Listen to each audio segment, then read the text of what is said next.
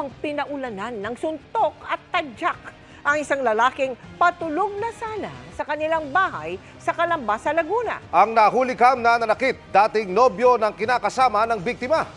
Naospital ang lalaki at kalaunay binawian ng buhay. Apela ng kanyang live-in partner, mahuli ang ex na nanakit. Nakatutok si Oscar Oida. Patulog na sana ang magkasintahang si Liana at James mag-aalas 3 na madaling araw nitong January 9 nang biglang pumasok sa kwarto ang dating kasintahan ni Liana. Walang kaabog-abog, nagpakawala ito ng sunod-sunod na suntok at tadyak sa ulo ni James na di na nakapalagpa. Sinubukang humarang ni Liana pero di nagpaawat ang ex. Sa kalagitnaan ng komosyon, si Liana nadulas pa. Sunod-sunod po. Unang pagkabira niya, as hindi niya po talaga tinigilan. Hanggang sa naggagano na po siya, nagsisipa. Mukhang nakainom po siya noon, nung time na yun. Ayon kay Liana, 2 taon na raw silang hiwalay ng kanyang ex. Pero noon pa man, kahit pa daw noong panahong ipinagbubuntis pa niya ang kanilang anak, sadyang magaan na ang kamay nito. Yung parang sasakalin, ganun, itutulak, ganun. Buntis ka nun? Opo, buntis po ako noon. Ang 21 anyos na biktima na si James Deus Tixon, naisugod pa ng ospital. Nakapagdiwang pa ng birthday habang nakakonfine noong January 11.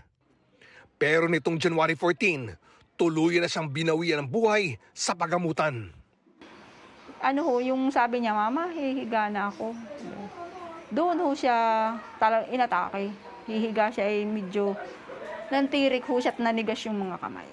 Sa isang iglap, naglaho ang mga pangarap nito sa kanyang pamilya. Ang balak ko talaga niyan, mag-ibang bansa. Yun ang kanyang pangarap. Para sa kumbaga, maiahon din kami sa kahirapan. Ang masaklap pa, bukod sa matinding sama ng loob, patong-patong na utang sa ospital at sa pagpapaburol ang iniwan ng pangyayari sa kanila. Ang gusto ko lang, sir, talagang mahuli na yung gumawa niya sa kanya. Yun lang, sir. Sa ngayon, pinaghahanap pa ng Calamba Police ang suspect. Kasabay nito ang pagsasaayos ng karampatang kaso laban dito. So initially the complaint doon sa nasa barangay level dahil ang initially is physical injury. But since the expiration of the victim, magpo-file tayo ng murder case dito. Kumpleto na yung folder natin but we need to await for the dun sa mismong complainant natin para ma-file to, dadalhin namin sa court ito.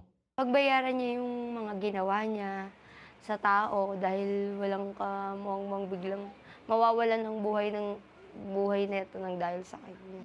Para sa GMA Integrated News, Oscar Oida, nakatutok, 24 oras.